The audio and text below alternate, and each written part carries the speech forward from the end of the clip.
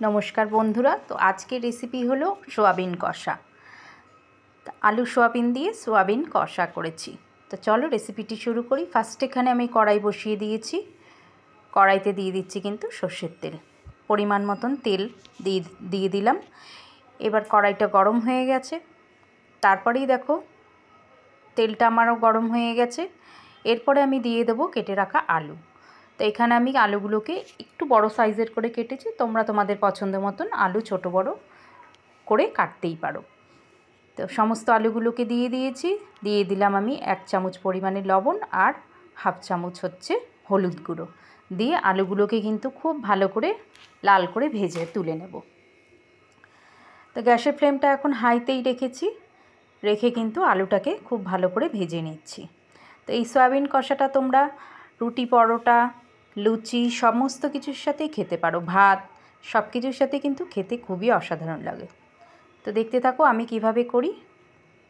তো আলুগুলো দেখো ভাজা হয়ে গেছে, অল্প করে লবণ দিয়েছি আর হলুদও কিন্তু অল্পই দিয়েছি, যেহেতু পরে আবার মশলাতে কষানোর সময় দিতে লাগবে তার জন্য। এবার দেখো আর কিন্তু তেল দেব না, ওই তেলেতেই আমি দিয়ে দিলাম হাফ চামচ পরিমাণে গোটা জিরে আর দুটো তেজপাতা দিয়ে জিরেটা একটু ভাজা ভাজা করে নেব। তারপরেই দিয়ে দিচ্ছি আমি কিন্তু গরম মশলা, দুটো এলাচ দিয়েছি আর দুটো দারচিনি দিয়েছি। তেলের মধ্যে দিয়ে আবারও বেশ কিছুক্ষণ ধরে একটু নাড়িয়ে চাড়িয়ে নিয়ে তারপরে কিন্তু দিয়ে দেবো আমি কেটে রাখা পেঁয়াজ। পেঁয়াজগুলোকে আমি একটু ডুমো ডুমো করে কেটেছি বড় করে, তোমরা চাইলে পেস্ট করেও কিন্তু দিতে পারো। তো এখানে আমি 3টে মিডিয়াম সাইজের পেঁয়াজ নিয়েছি। পেঁয়াজটাকে খুব ভালো করে কিন্তু একদম কড়া করে ভাজবো না, শুধু ব্রাউন হওয়া অবধি কিন্তু ভাজতে হবে।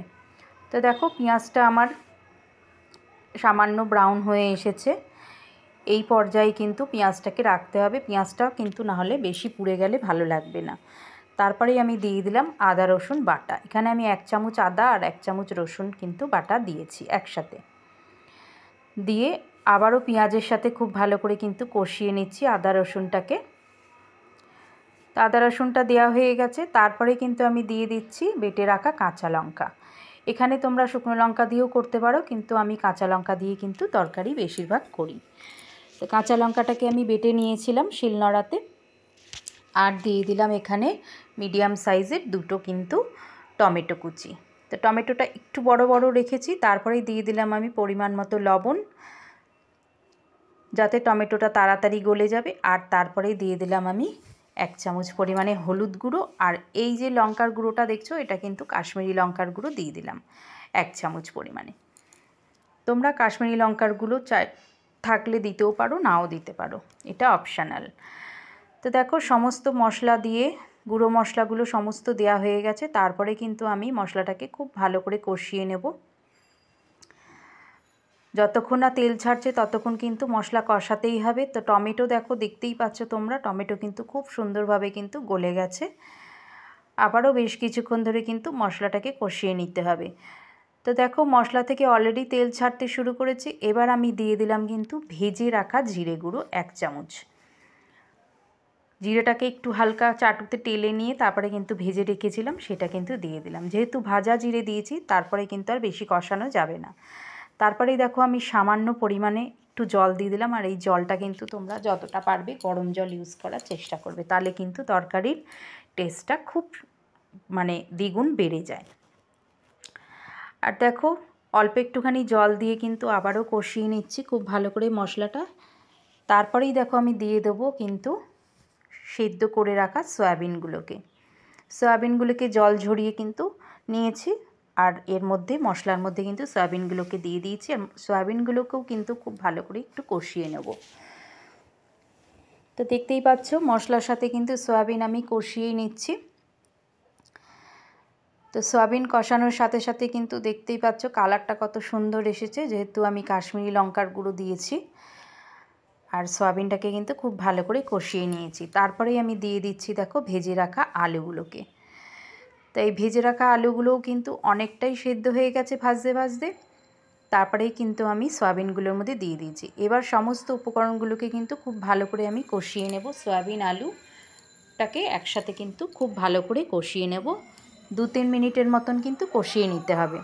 আর তোমরা বন্ধুরা এই ভাজা জিরেটা দিয়ে দেখো, তরকারিটা কিন্তু খুবই অসাধারণ খেতে হয়েছিল।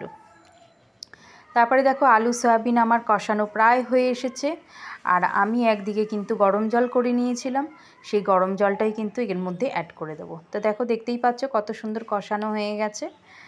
অ্যাকচুয়ালি এটা সয়াবিন কষাই করছি আমি, যেহেতু সয়াবিনের ঝোলটা অনেকটা টেনে নেয় তার জন্য কিন্তু একটু সামান্য আমি ঝোল রেখেছিলাম। তারপরেই দেখো আমি গরম জলটাকে কিন্তু দিয়ে দিচ্ছি, কষানো হয়ে গেছে। তো দেখতেই পাচ্ছ কতটা পরিমাণে জল আমি ইউজ করছি, ব্যাস আর জল কিন্তু দেব না। এইটুকু জল দিয়েই কিন্তু সয়াবিন আলু কষাটাকে আমি খুব ভালো করে রেডি করে নেব। এইবার আমি ঢাকনা চাপা দিয়ে মিনিট 5 মতন ফুটতে দেব। তো দেখো 5 মিনিট পরে আবার ঢাকনা খুলে দেখব। দেখতেই পাচ্ছ ঝোল কতটা কমে গেছে, আর তরকারিটা কিন্তু খুব সুন্দরভাবে ফুটে উঠেছে, আর আলুও কিন্তু খুব ভালোভাবে সেদ্ধ হয়ে গেছে।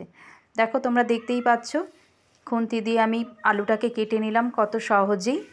তা সয়াবিন আলু কষা আমার এই রেসিপি যদি ভালো লাগে তোমরা লাইক করো, কমেন্ট করো, আর যদি নতুন নতুন রেসিপি দেখতে চাও তাহলে কিন্তু চ্যানেলটিকে সাবস্ক্রাইব করে বেল আইকনটি প্রেস করে আমার পাশে থেকো। দিয়ে দিলাম সামান্য পরিমাণে একটু চিনি, যেহেতু একটু কষা কষা করব তার জন্যই। আর দিয়ে দিলাম পরিমাণ মতো কিন্তু গুঁড়ো গরম মশলা, তোমরা বেটেও দিতে পারো, আমার কাছে গুঁড়ো গরম মশলা ছিল তাই দিয়েছি। তো দেখতেই পাচ্ছ ঝোল কতটা টেনে নিয়েছে, আর যখন এই কষানোটা ঠান্ডা হয়ে যাবে তখন কিন্তু আরও ঝোল বসে যাবে। তারপরেই দিয়ে দিলাম কিন্তু আমি হাফ চামচ পরিমাণে ঘি। ঘিটা অপশনাল, তোমরা দিতেও পারো নাও দিতে পারো। তো ঘিটা দিয়ে কিন্তু গ্যাসটা আমি অফ করে দিয়েছি। তো দেখতেই পাচ্ছ সয়াবিন আলু কষা কিন্তু আমার অলমোস্ট রেডি হয়ে গেছে। ভালো লাগলে কিন্তু লাইক করতে ভুলো না। টাটা।